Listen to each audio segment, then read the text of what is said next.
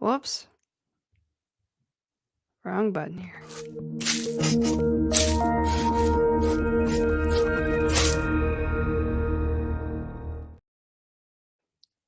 Hey, what's up, guys? It's Morgan with Understanding You. And today I'm super excited. We are going to be talking about one of my favorite unhealthy coping techniques that I learned growing up. So, if you had a suboptimal childhood, maybe you weren't taught healthy coping skills like most of us were unfortunately not. This might be one of your favorite unhealthy coping techniques, and it's called "You Shouldn't Feel That Way." And this, as I've come to realize in analyzing this in myself and seeing this in myself, this is essentially gaslighting yourself and is extremely ineffective. So, let's talk about this. First of all, I want to tell you how I discovered this weird coping technique within myself. So, a while back, I was having a really, really hard time because I had a friend end our friendship. I'm just gonna call her Julie for the sake of anonymity. And Julie ended our friendship, and we were best friends for like 4 years. And her ending that friendship was extremely hard for me. It wrecked me. And I was really honestly embarrassed. I was embarrassed that the friendship ended. I was embarrassed how wrecked I was by the friendship ending. There was a lot of emotions tied up in that friendship collapsing, and I was having a really, really hard time. And in the midst of having this really hard time, looking back now, I see how I was actually making it a much harder time on myself than it even already was because I was essentially gaslighting myself. So let me give you an example. So I'd be sitting in the car, right? And I'd be driving and a song would come on the radio that made me think of Julie. And it would be like it'd be like either a song that we used to really like and that we'd listen to together, or like a sad breakup song, and it would just make me think of her because like things had ended so badly, and so it would just like trigger all of these emotions, and I would get really, really upset and sad. But then my brain would kind of like auto correct, and instead of like just letting myself be sad, I would start saying things to myself like, "You shouldn't feel this way. It's been 6 months," or "You've cried about it enough already," or like, "She doesn't care about being friends with you, so you shouldn't care about being friends with her," and like, it would turn into this big argument inside my head. So, the song would come on, I would get really sad for, like, a second, and then I would kind of tumble into this, like, me trying to talk myself out of feeling sad, and it was really sad that I was handling it that way because now I can look at it and see, like, "Oh, like, you lost your best friend, like, you have every right to feel sad about that, like, just let yourself be sad for a hot minute." But I just felt like I couldn't do that, and there's a lot of reasons why, but essentially here, I just wanna paint the picture of what that kind of self-gaslighting kinda looks like, and it's so funny when it dawned on me because I was I remember wrestling with it in the car and being like, "I shouldn't be sad about this anymore. I've already cried enough about it," or "It's been 6 months now, like, I should be over this by now." And then it kinda clicked in my brain, like, "Wait a second, like, I'm wanting to feel sad about this thing." And then my knee-jerk reaction is to tell myself, "Actually, you shouldn't feel that way." And I was like, definitionally, this is gaslighting. I am literally gaslighting myself." And newsflash, it is not very effective. So anyway, it was so funny when I realized that, but it was really, really helpful realizing that because then I understood like, oh, like this is in part why this is taking me so long to get over this because I won't even let myself be sad about it. I won't let myself grieve losing this relationship because I'm too busy telling myself what I'm allowed to feel and what I'm not allowed to feel. And definitionally, if you want to get over something, you have to let yourself feel how you're gonna feel about it, right? You can't get to the acceptance part without the anger and the sadness and the grief and all that. You can't get to the acceptance part. You can't think your way into it or talk yourself into it or talk yourself out of it, like, you just have to go through those feelings, right? So, once it kinda dawned on me, like, "Oh my gosh, like, I'm gaslighting myself, like, why can't I just let myself be sad about this?" I there was a lot that was getting in the way of that, and I'll probably unpack that a little bit more later, but for now, the thing I wanna point out is that when I realized I was kinda gaslighting myself, I started to see it in everything I was doing. I started to notice myself, like, anytime I'd get upset, my knee-jerk reaction was always to try to tell myself why I shouldn't feel the way that I'm feeling. And so I started to kinda understand that over the years, I learned to use this as, like, a weird way of coping with emotions I don't wanna feel, is try to convince myself I shouldn't feel that way. If you can convince yourself you shouldn't feel a certain way about a certain situation, then you just don't have to feel that way, right? No. Unfortunately, life is a bitch and it's not that simple. Or I guess emotions are a bitch. And so uh, as far as I can tell, there's no way around it, right? You have to feel these things that you're feeling in order to move past them. And you could wrestle them and you can try to wrestle them into submission, but it ends up just burying it on top of a lot of other stuff you're burying. And you just end up feeling really overwhelmed and upset really easily because you're just burying everything instead of dealing with it. So here's a couple examples of when I started to kind of see this everywhere for me. It's like I could be driving in my car and someone cut me off, and my reaction would be to get angry.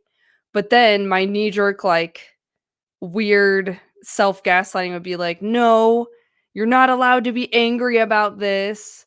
Like, you're you're better than this. Like, don't let this ruin your day. And here's the thing, like, yeah, it'd be great if, like, someone cutting me off didn't ruin my day, but, like, you can't lie your way into that, right? Like, you can't lie your way into that mentality. You can't lecture yourself into that mentality. Like, that mentality is, like, that comes from, you know, I think a lot of, like, meditation and patience and, like, letting go of what you can't control kinda stuff, and not just like "I'm just gonna tell myself to not feel that way, and then it's just gonna happen because it just yeah, life doesn't work that way.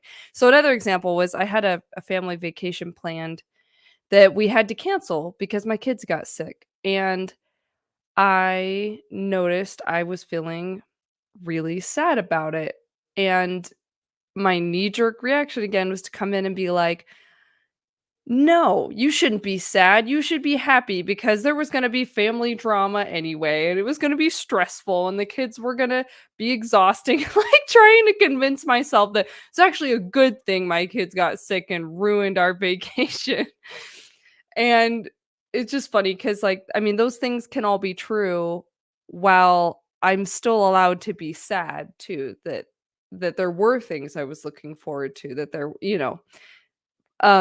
another example, I would get, like, bad news from one of my doctors, like, "Okay, you're gonna have to do this elimination diet, or you're gonna have to do this or that or whatever," and I would be, like, so upset, but then I would kinda be trying to talk myself into, like, "No, no, no, this is actually a good thing because, like, you're gonna be so healthy and you're gonna lose weight," and I was like, "It's gonna be awesome, like, it's gonna be so so great."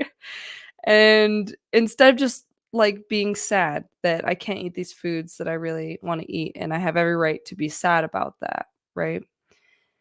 And all of this is just I was just noticing it was me constantly telling myself how I should feel instead of letting myself feel just how I feel, right?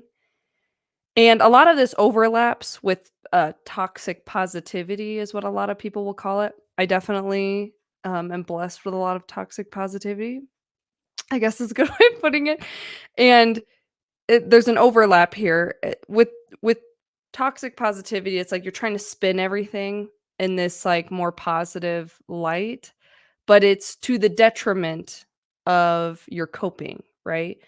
It's great to spin things in a positive light. It's great to look for the silver lining. It's great to be grateful for what you have. Those are all really good and healthy things, but they're not good when they circumvent you dealing with those emotions, especially those negative emotions, that sadness, that anger, that stuff like that.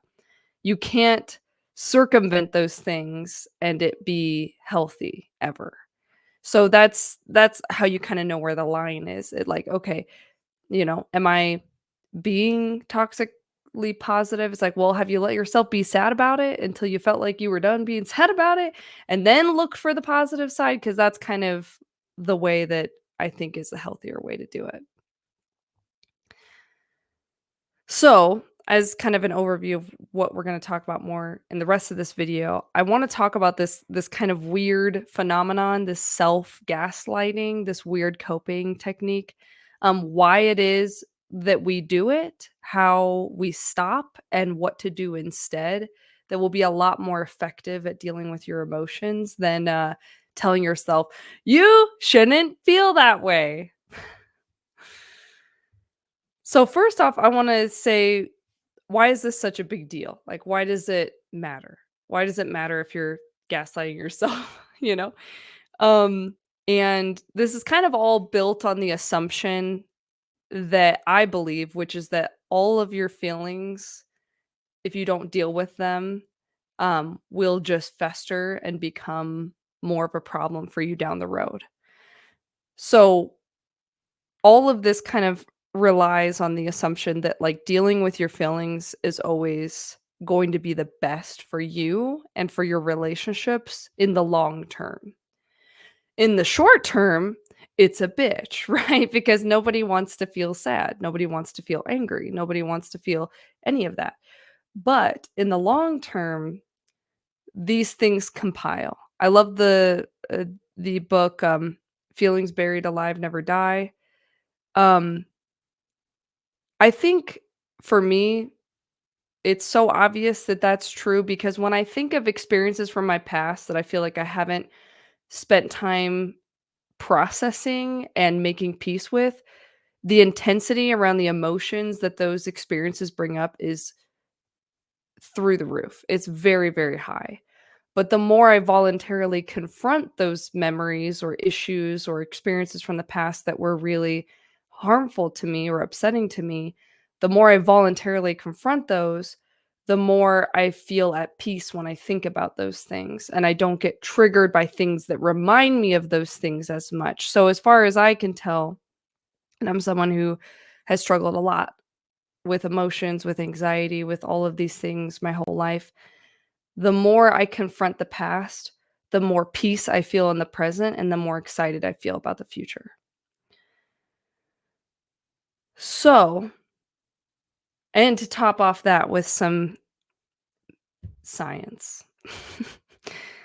There are so many studies out there connecting our stress levels, um, and our health and how much our stress impacts our health. And so, if you didn't think that that was reason enough, there are countless studies out there telling us that your stress is such a major factor in your physical health and well-being. So if for no other reason, deal with your emotions so you can be healthy because if you don't have your health, you have nothing, right? You have nothing if you don't have your health and vitality and ability to live. So, uh let's talk more about gaslighting yourself.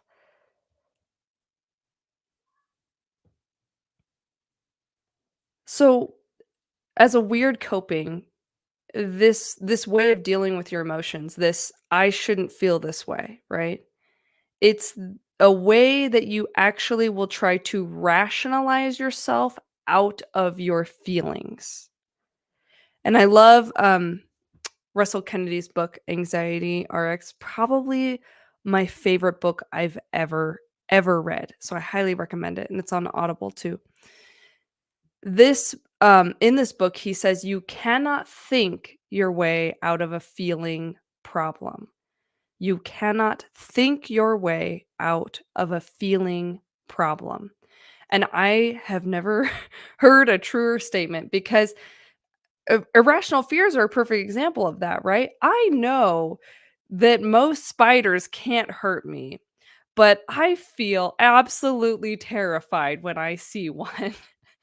And I cannot rationalize my way out of that.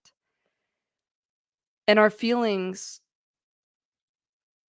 this is where a lot of people get stuck, is that they try to cope, they try to deal with these negative feelings that they don't like by rationalizing them.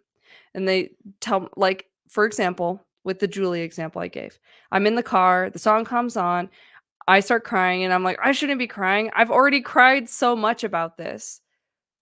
What does that actually do? Does that actually make me feel better? No, it actually makes me feel way, way worse. So not only does it not help when you try to rationalize yourself out of your feelings, it actually makes your feelings that much harder to process. And if your feelings are that much harder to process, it's just going to cause you to take even longer to get to that space of acceptance where we all should be aiming for.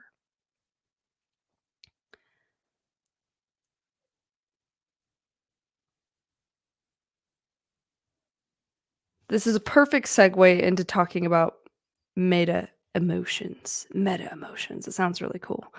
Um, Meta emotions is having an emotion about an emotion. That sounds kind of stupid, but for example, you can be mad that your brother won the lottery, right? Let's say something awesome happened to him. You can be mad because like you both bought a ticket at the same place or whatever, and you could be mad that he won the lottery, and then feel ashamed that you feel mad because you feel bad that you feel mad because you feel like, oh my gosh, like I'm a terrible brother. I shouldn't be mad at him. Like I should be happy for him. And so you can see how these emotions can start to layer. And so excuse me, meta emotions layering like that, like I explained previously, just makes the initial thing that triggered you that much more complicated to deal with. Because let's take the example of your brother winning the lottery. Say he wins the lottery and you're angry, but then you're ashamed that you're angry. Whereas if you could just address it at its root and take the shame out of it and just say, I'm angry. Why am I angry? I'm angry because that could have been me. I'm angry because that could have been me. And get to the root of, okay, how would I have felt? And now I feel ripped off, right? And why is it that I feel this way? Yeah, because it makes sense. Because 'cause I'm a freaking human being and I would love to win the lottery, and it's like, when you take the shame out of it and you just say, "Okay, I'm angry because that would have been amazing, and I'm so jealous, and I really wish that I could have won the lottery." When you can take the shame out of it and just process the anger all on its own, then you can actually just get over it instead of wrestling with yourself like, "No, I shouldn't be angry about it. I'm a bad brother if I'm angry about it. Oh my gosh, how could I think that or say that or do that? What's wrong with me?" All of that just makes this thing that upset you that much more upsetting to you because you stirred the pot yourself and made yourself more upset about the thing that maybe you would have gotten over pretty quickly otherwise.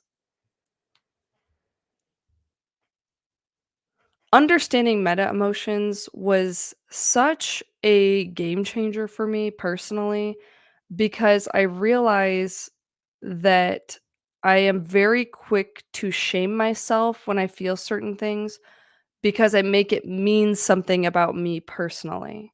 So, for example, when I lost my friend Julie and I was still crying about it 6 months later,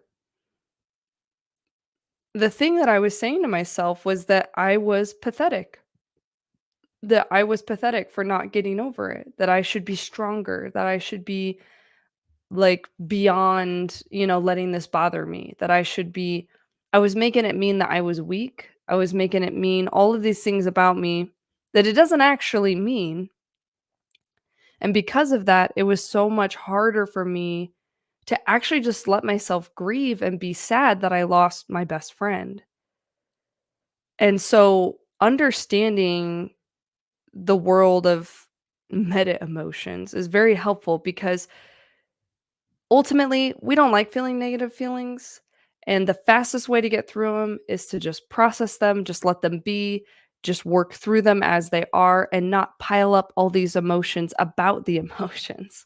Now, it's easier said than done, right? But just having that awareness is really, really helpful because it will get you to start breaking things down by layer instead of just kind of like this dumpster fire of emotions that are just like going everywhere.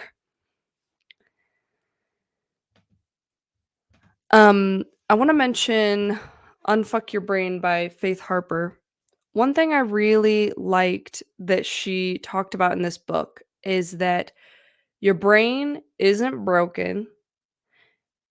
Your brain is doing exactly what it knows to do, which is to protect you. And the reason I bring this up is that sometimes something really triggers us and we feel, like, really ashamed by it or really upset by it. Maybe something silly makes us feel anxious or something, or we don't even know why we're feeling the way that we're feeling.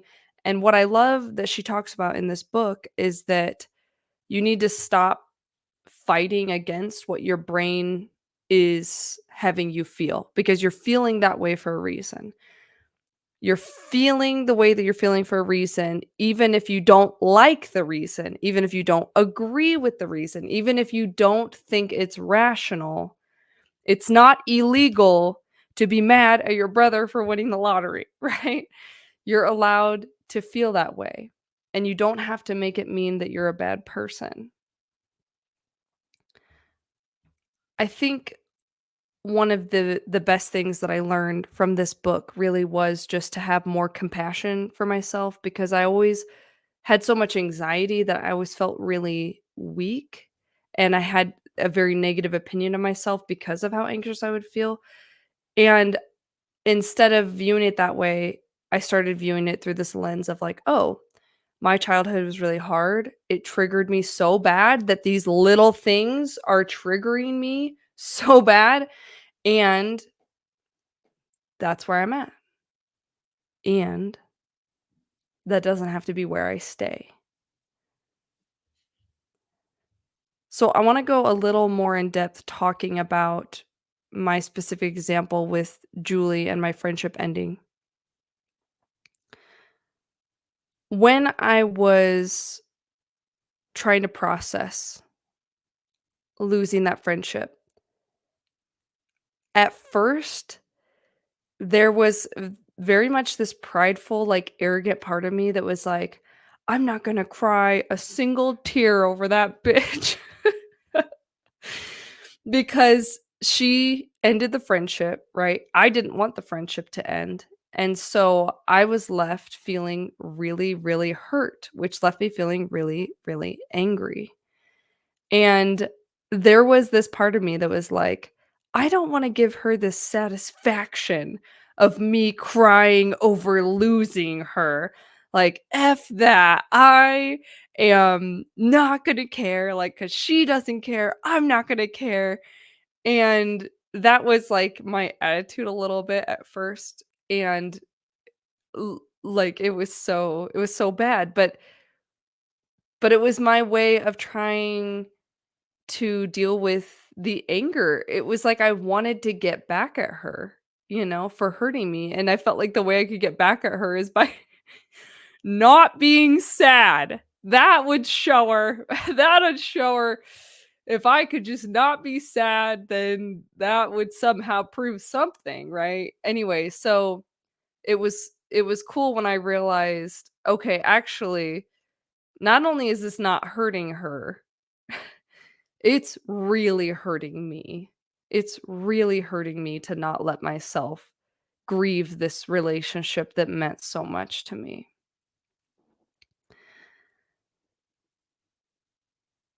So that was a part of what made this so difficult to process. But then there was the other part, right? Which I've already kind of mentioned a couple times. And it'd be like, well, it's been 6 months now, or it's been 8 months now, or it's been 9 months now. Like, I should be over it. Or I cried about it 3 times last week. I should be over it. Like, and it was just this constant measuring in my mind of like, I'm allowed to feel this sad about it, but not this sad about it. And the beauty of this friendship ending was that it really did drive me to be a lot more compassionate with myself. And in my opinion, the key toward healing any trauma, any shit from the past is always going to be compassion. Usually compassion for yourself, sometimes compassion for someone else.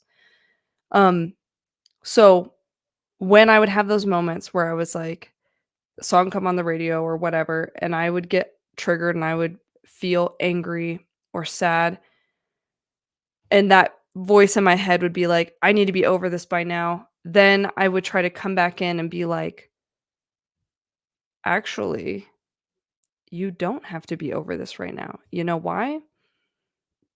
Because she was your best friend, and you don't have to be over it in 6 months. You don't have to be over it in a year. There is absolutely no timeline on healing, especially when it comes to grief. Grief is a very messy monster. It is not straightforward. It's complicated. It's not linear. And sometimes you think you're over it, and something reminds you that you're not. And that doesn't mean that you're doing anything wrong. It just means you're not over it yet. And that's okay. And I think some things maybe you never really get over, you just kinda heal on deeper and deeper layers until it's just in the background and just more rarely, is triggered. I remember at one point, I was talking to my therapist, and I was having such a hard time dealing with the relationship with Julie ending and just feeling so frustrated that I couldn't get over it, that I couldn't let it go. And I remember my therapist said to me, she's like, "Well, how much time have you spent crying about it? And how much time have you spent telling yourself you've already cried enough?" And I just started laughing because I was like, I don't know, maybe equal parts. But ironically, this whole thing would have gone faster if I had just let myself be as sad as I wanted to be. There's no reason why I can't be devastated by this, right? But of course, it's just complicated by the fact that I was making it mean something was wrong with me. And also, in part, like I said, because I wanted vengeance. I thought not being sad would somehow be getting revenge. It's not. It doesn't work like that. Um, I remember having a cool heart to heart with myself during all of this, where I was like, why am I not allowed to be sad about this? Why am I not allowed to be like sad about this for like a long time? Why do I feel like there has to be a time limit? And it is this like whole not good enough thing in my brain. Like I have to prove to myself that I'm strong. I don't know. And I remember thinking to myself, like, why would I want to be someone who just gets over people quickly? Like, what would that say about me? That would actually say maybe I don't care that much. And once that kinda clicked in my brain, I was like, "Oh, shit," like, me being so sad about losing her is not at all something that's wrong with me, it's something that's beautiful about me. It's something that's beautiful about me because I loved her really deeply, and I don't think that's anything to be ashamed of or anything to rush. Like, wouldn't I want to be the kind of friend that loves people really deeply and is really sad when I lose them in one way or another?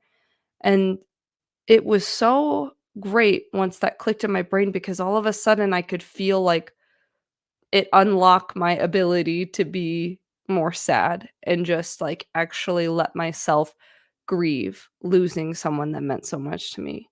And it felt good, and when I would have those moments where I could just be sad and miss her and have those moments, then I felt like I could actually get to the point where I could have moments where I felt grateful for the friendship even though it ended badly, even though it broke my heart. And that is the beauty of working through the hard stuff, is you get back to the beautiful stuff again.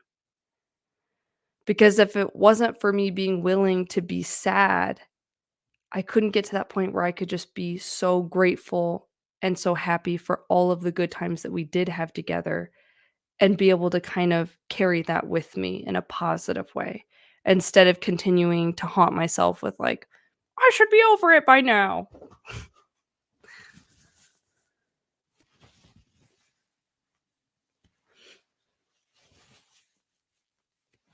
So, why is it that we do this weird thing where we maybe gaslight ourselves or tell ourselves you shouldn't feel that way? First thing that I was thinking is that we learned it from our parents, right? Because it's like I can play it back in my head when I'd have like a little cheap McDonald's toy break and be like so devastated, right? Because I'm like 4 years old, right? And that's for a 4-year-old, very devastating when you only go to McDonald's once a month. It's a pretty big freaking deal. A month is like a long it's like a year in an adult's world. Anyway, so, I'd be, like, so sad, and my parents, not knowing always the best way to handle things, sometimes would come across as very dismissive, which is easy to do with a kid, right? It's really easy to do because it's like from your adult perspective, you're like, "This is a cheap ass toy that I just want to throw away. Like, this is not a big deal at all, and I don't wanna deal with a meltdown for something that's not a big deal because I'm already stressed out," right? And so, it'd be like, I'd break this toy, and my parents would have this reaction of like, "It's not a big deal, like, you it's just a McDonald's toy," right? And they would be really dismissive, and that, in their minds, is going to get the meltdown to stop, but it doesn't in many cases. And here's what happens. As a child, if something upsets you, and then someone tells you you're not supposed to feel upset about that thing, you start to internalize that something's wrong with you because you think to yourself, well, I'm upset about this thing that everyone else is telling me I'm not supposed to be upset about. So there must be something wrong with me. And additionally, another thing that this can cause is it can actually cause you to start trying to overreact to things because you're so desperate to get a loving reaction or get some attention from your parents that you will start to actually have bigger meltdowns in hopes that if you freak out more, maybe they will finally meet your needs, right? So sometimes our parents think to themselves, or sometimes we as parents think to ourselves, like, I just don't want to deal with this tantrum. This is not a big deal. I just want to, kind of dismiss this issue because it's just not worth it, right? But that can trigger a kid to overreacting in the future because they feel like that's the only way that anyone's going to pay attention to them. So keeping that in mind, I think it's better to give a child some attention when something breaks and be like, "Oh yeah, that McDonald's toy broke. Like, wow, that is a bummer, isn't it?" Like, and if you can just give them that little bit of like, "Wow, that's a bummer. Like, do you want a hug, or whatever." Um, then they can have that little moment of being sad, and then they can move on. And then they can just process their feelings and learn how to process their feelings like a healthy human being, unlike the rest of us. Oh. I also think that on the flip side, this same reaction of parents being really dismissive can also cause kids to chronically underreact, where they just kind of numb everything out and feel so deeply disconnected from their emotions because they are so used to people telling them that their emotions are wrong and that they shouldn't be feeling the way that they're feeling. And so then this will actually cause a chronic underreaction problem where they're just burying everything and feeling this chronic anxiety and this chronic depression because they have so much undealt with emotions that are just being piled up that they don't really know how to connect with or deal with anymore. So, why else do we do this? Tell ourselves, you shouldn't feel this way. I think a lot of us don't believe certain feelings are okay to feel, or certain feelings are okay to feel to a certain extent. Like we're allowed to feel this sad about this thing, but that's it. Anger is a big one where a lot of people feel like they're never okay to feel angry, that anger is of the devil or anger is always bad. And so just realizing that if you're struggling to process anger or feeling yourself shutting yourself down when you're feeling angry, like, you can get to the bottom of that by kinda asking yourself, "Well, why do I feel like I'm not supposed to feel angry?"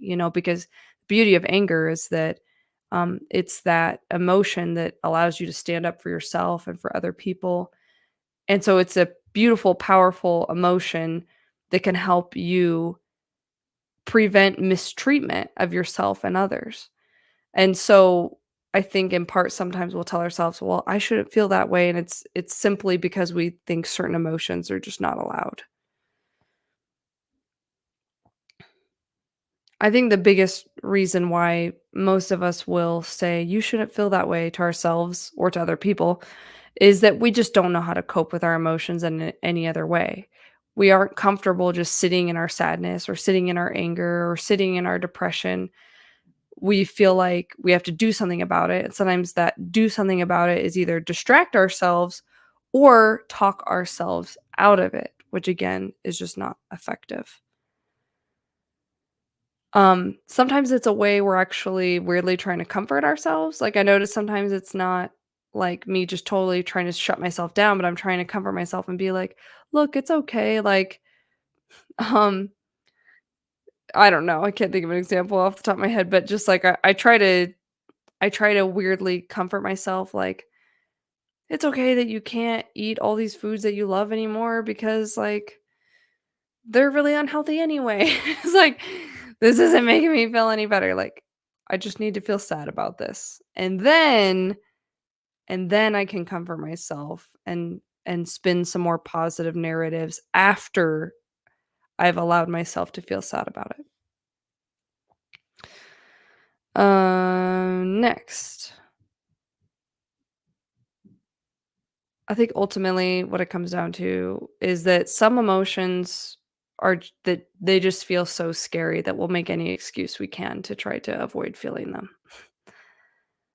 And if you can convince yourself you don't have to feel it, then you think that you won't. But again, that just doesn't deal with it at the root. And the last thing I'll say about that is that sometimes the reason we tell ourselves I shouldn't feel that way is because I don't want to see myself as someone who feels blank. Like, for example, with my example with Julie, it was like I didn't want to see myself as like, pathetic for not being over the relationship, like, I felt like I was being weak by not being over it, by still being sad about it a while later, and so that self-judgment can kinda cause us to try to talk ourselves out of how we're feeling. So, what do we do instead? Instead of telling yourself or other people, "You shouldn't feel that way." I think we just have to get real with ourselves about what we are feeling, and that can feel really scary because there can be a lot of judgment involved as far as, like, "Oh, I'm a bad person for feeling this or thinking this," or whatever. And also, it can be really scary because dealing with negative, especially really intense negative emotions, is just really hard. It's really unpleasant and can feel really, really scary. It can feel like someone is physically hurting you if you're in enough emotional distress. And nobody wants to do that voluntarily, of course, right? But if you understand that if you don't deal with it, the consequences are going to be far worse in your future than dealing with some pain in the present for a little while will be, then, you know, sometimes it just feels easier to just push it off into the future that we don't want to think about, right? So get real with yourself about what you're feeling. So even just the best way to do this is ask yourself questions like, how am I feeling about this? How am I handling this? Like, what are my thoughts about this and why? You know? And then pay attention to the layers that emerge, right? Because, like, you can be sad that this thing happened, and then you can be mad at yourself for being sad about it, and you can feel ashamed, and you can feel all these layers emerge when you pay attention. And just noticing those different layers will allow you to kind of deal with the issue at its root and kind of let some of those other layers go instead of wrestling yourself so long with all of these emotions.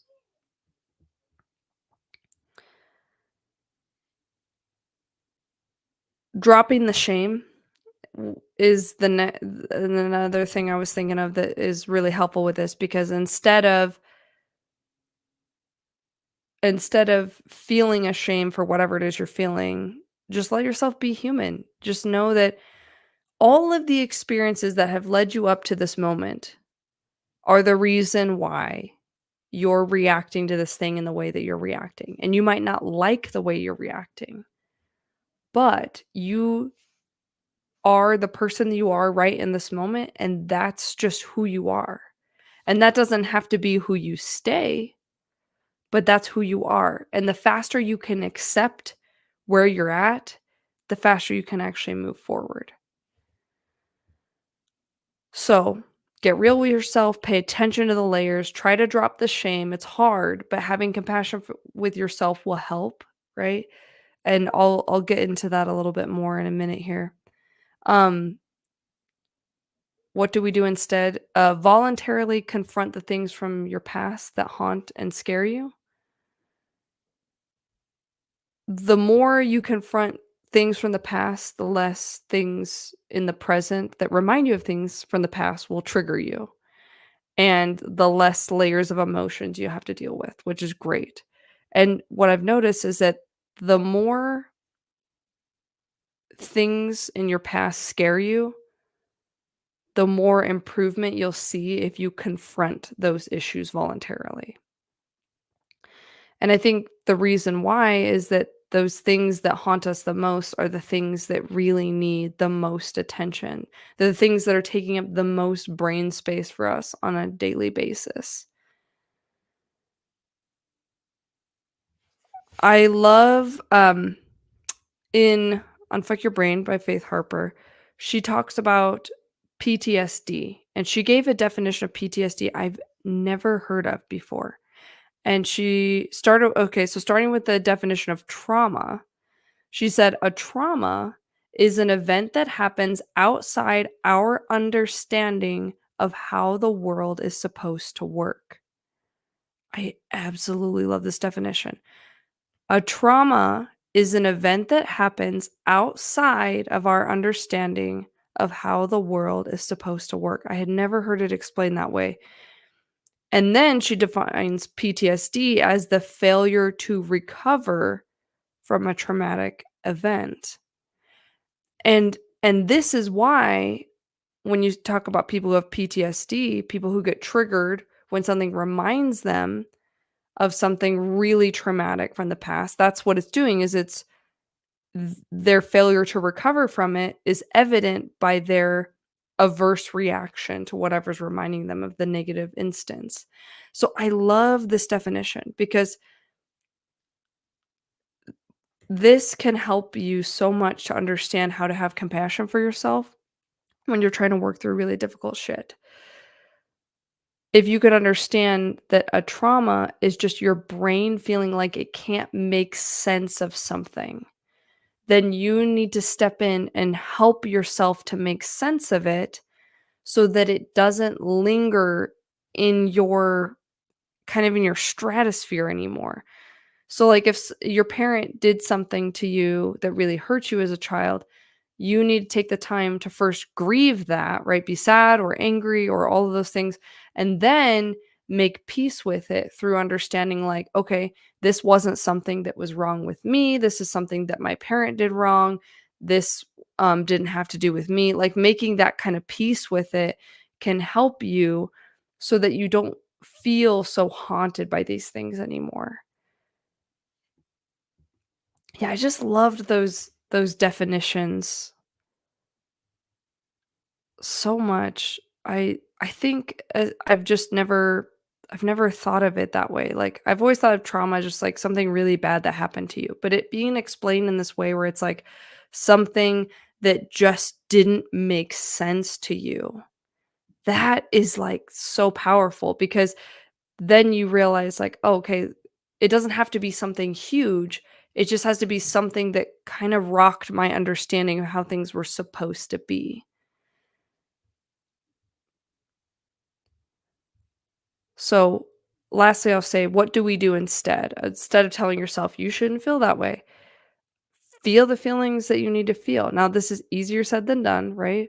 But tell yourself, I feel blank and it's okay that I feel this way." And try to muster up some compassion so that you can allow yourself to genuinely say that and then let it go.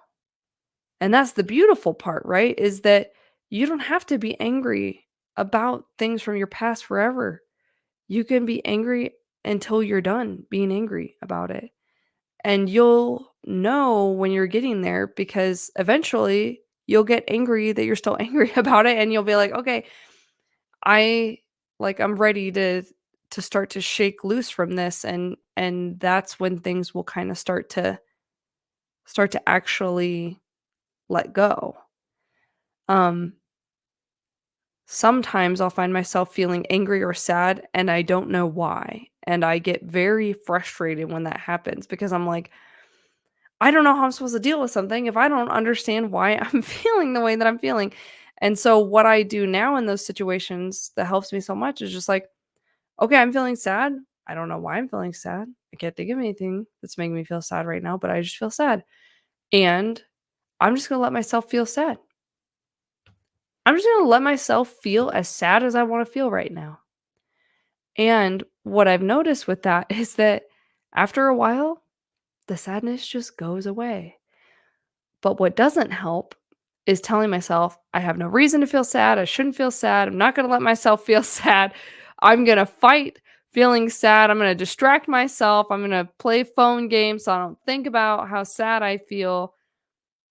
The easiest way, the quickest way to get past this is to just be like, I'm just going to let myself feel sad until I'm done.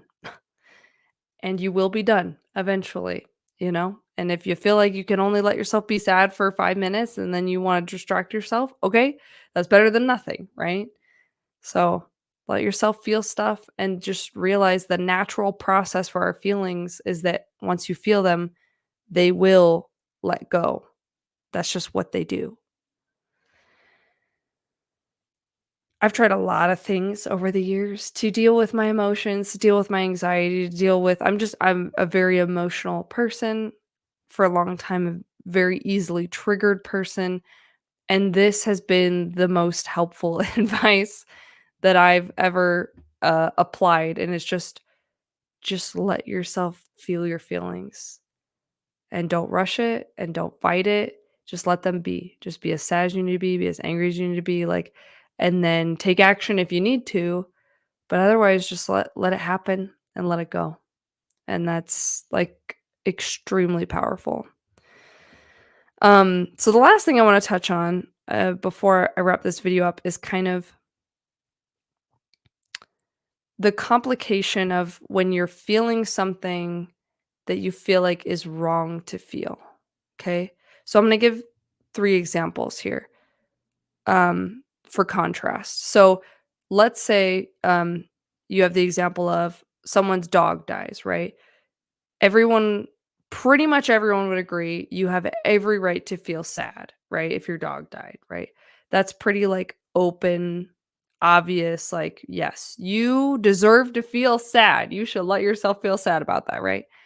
Now, another example is that's more, like, questionable is my husband was out late with his friends, and I'm feeling insecure, so I'm feeling upset that, like, he chose his friends over me or something like that. And let's say for the sake of argument that, like, it's not that this person is being neglected by their spouse, but, like, legitimately that they are just overly insecure and that they feel insecure anytime anyone spends time with them with someone else instead of them, right? Because that's clearly unhealthy, right? And then I wanna also illustrate the example of, spilled milk, right? Everyone says, "Don't cry over spilled milk," right? That's, let's say your kids spill some milk or you spill some milk. Um, I want to compare and contrast these different situations because it's easy for us to tell ourselves, I can feel sad when my dog dies, but it's a lot harder for us to tell us, I can feel sad because I spilled some milk, right? But let's talk about these. So, my dog dies, I'm allowed to be sad, right? And it's pretty obvious. It's pretty easy to give yourself that permission, right? But going to the example of, like, your husband is out late and you're feeling insecure, you might feel like, "Well, I feel sad that he chose his friends over me," right? And again, like, not in a neglectful way, but in a way that it's triggering your trauma from your childhood, making you feel insecure. You might tell yourself, "Well, I'm not supposed to feel this way. I'm supposed to feel secure in myself. I'm supposed to trust him. I'm supposed to not need outside validation." And, like, you can give yourself all of this, right? But when it comes down to it, you can still feel sad in that situation. You're still allowed to feel sad. Should you take it out on that person? No. But you're still allowed to feel sad. And here's why. Because if you don't allow yourself to feel sad, you won't learn how to build more confidence in yourself.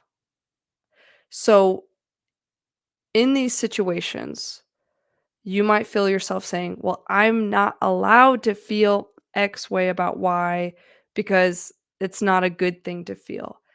But emotions aren't about good and bad. They're about a processes of letting these things that are in your world affect you and then letting them go. You can learn to be more secure in yourself and you can let yourself be sad in situations where your insecurities get triggered. And the more you let yourself feel it, the more you can actually learn to comfort yourself in ways that are a lot more effective than throwing a tantrum um, to your husband or demanding that people spend time with you or what have you. So, going to the spilled milk example, um, let's say you spill some milk and it causes you to cry, and then you feel terrible about yourself. I'm such a terrible person. I'm crying over spilled milk. Like, I'm so awful. Like, that doesn't make you better at dealing with difficult things. That just makes you feel ashamed. So I think the best way to approach it is I am crying over spilled milk, and I am ashamed that I'm crying over spilled milk, and this is where I'm at, right?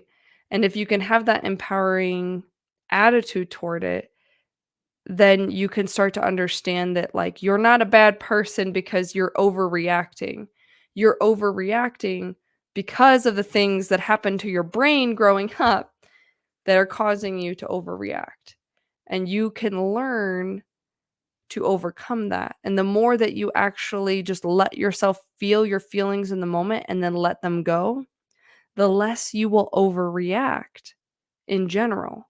Because an overreaction, by definition, is you trying to get attention or validation for something that's happening. And if you get good at giving yourself attention and validation in those moments where you need them, then you won't feel the need to overreact. So essentially, the thing that I'm trying to say here is that even if it's spilled milk, let yourself cry about it.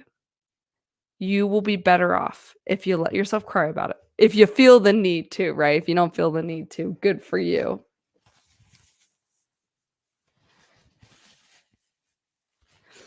But your brain isn't broken. Your brain isn't broken if you are crying over spilled milk. It's that your brain is trying to deal with life in the best way that it knows how. And the way that our brain deals with shit from the past is that it actually tries to protect us to a fault, to a point of where it's actually making our life more difficult. Like, all that anxiety on some level is protecting you from getting hurt. On another level, it's really painful. It's really hurting you. And so our brain has these crazy tripwires that it's like we're established with good intent, but end up actually becoming more of a problem than they are a solution. In Russell Kennedy's book, Anxiety Prescription, he says the best thing you can do for yourself in recovering from trauma from the past is to tell yourself that I will love and support myself no matter what I say, no matter what I do, and no matter what I think. And I love that so freaking much because I had such a difficult time in my childhood. I had an immense amount of shame, and little things would trigger it to making me feel like I'm just a terrible person. And so I love this idea of like letting go of validation from other people and just saying, I'm going to be there for me no matter what. I'm going to love myself no matter what weird thoughts pop into my head, no matter what mistakes I make, no matter what I say, stupid things I say, no matter what I do wrong.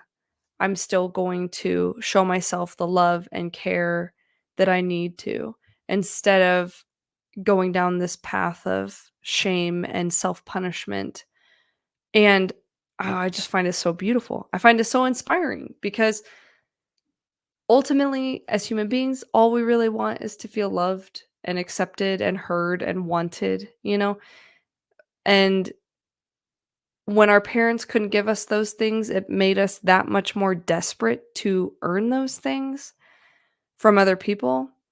And it never feels like enough when you try to get those things from other people because you're trying to fix an internal wound with some external validation. But the only real way you can fix an internal wound is internally, right? Learning to become your own loving parent with, to yourself. And so I love this, like, I'm gonna love myself no matter what I say, no matter what I think, no matter what I do, no matter what emotions I'm having. And I just think it's a really, really beautiful and inspiring way to live. So, wrapping up this video and these thoughts, telling yourself you shouldn't feel that way might be your knee jerk reaction when you're having a hard time with something, but try to break it down. Like, why do I think I shouldn't feel that way? You know, what's the harm in feeling this thing that I'm feeling and like just letting myself feel it and move on? What am I afraid of? at the bottom of it all, we're usually just afraid of something. We're all afraid of something. Um, yeah, and just trying to treat yourself with this compassion, and it's hard. It's really hard to muster up compassion for yourself when that voice in your head is so intensely been trained to be very negative. So it's really easier said than done, but if you can try to almost like view yourself as an outsider, like, oh, what if my friend was sad about this thing? How would I respond to them? And trying to treat yourself that way, that can be really helpful. Because, like, when I was having a hard time with my friendship with Julie ending, if a friend had come to me and been like, I lost my friendship with my best friend. I'm having a really hard time. I would just be like, "Girl, that sounds like a bitch. Like, that is rough." But of course, when I'm talking to myself, I'm like, "Well, why don't you just get over it?" Oh, so I'm learning, I'm growing. I'm grateful for the friendship that I had with Julie at this point. I'm really proud to say that because it was hard for me to get to that point. And I'm still sad and I'm still angry, but I'm also grateful, and I'm especially grateful for all the things that I learned as a result of the friendship ending. And I think one of the biggest eye openers for me was just how hard I was on myself. Like, here I am having a really hard time losing this person that meant so much to me, and I'm just like dogpiling on it. Like, man, why don't you just get over it? It's like, wow, that is so unkind to myself. And of course, that was just the way that I was functioning. I didn't know any better. That was just kind of like my natural reaction state. But I love that I was able to catch on that I was doing that, and then I was able to start seeing it everywhere and start correcting it and start telling myself, "Actually, it's totally okay to feel sad about this. Actually, it's totally okay to feel angry about this. Actually, I should feel angry about this," or like whatever. And it was great when I started doing that because then just a lot less emotions get so bottled up, and I just feel a lot better. And I'm much better at comforting other people too as a result because I am just a lot more patient because I think I was always, of course, more patient with other people than myself, but I think even more so. I think the more you confront your own demons, the more patience you have for other people's demons, if that makes sense. We're always going to have the least amount of patience with our own demons because that's always rough. So, yeah. Well, I think that wraps this up. Let me just see here.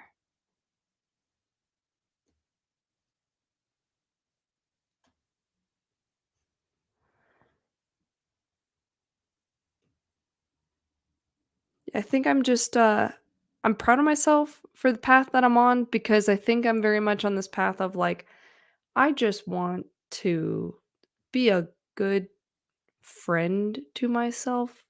I want to be kind to myself. I want to show like compassion and love for myself and treat myself like a decent, good human being because I am a decent, good human being that deserves to be treated that way. But I didn't feel that way for a long time. I felt that I was very undeserving because of the way my mom and my dad treated me growing up because of their wounding. It made me feel like, oh, well, if I'm being treated this way, it's because this is what I deserve. And kids have a hard time not internalizing it that way, right? Because he pointed that out in this book actually. He says that when you're a child, you cannot see your parents as fallible. You can't see them as someone who makes a mistake because your survival is absolutely dependent on them. And because you can't see them as fallible, if they do something to hurt you, you will internalize it as you deserved it, that it was your fault, that you're the problem. And it's so sad, it's so sad, but understanding that has been so healing for me because it allows me to look back into my past and be like, "Yeah, when that parent did that, it killed me, and it actually had nothing to do with me." Like, it hurt me, and I'm angry that that happened, but also, it didn't mean I was a bad person, it didn't mean that I was actually doing anything wrong. In fact, oftentimes I was getting punished when I was doing something right, and so it's really beautiful to go back in my mind and kind of comfort myself in the past and just say to myself, like, "You know what? Like, you're doing a great job, and your parents, they're kinda screwing up right now." And you don't have to take it personally, you know? Because that's where the damage really comes from. It's not from their treatment of you, but what their treatment of you leads you to believe about yourself. Damn, I think I worded that really good. All right, that's a good place to end it. Oh, all right. Thanks for watching. I hope to be doing more of these videos. I like doing Tuesday nights if you like hanging out. But probably not every Tuesday night right now because I am still getting my shit together. So just be on the lookout and I'll see you guys around. Peace.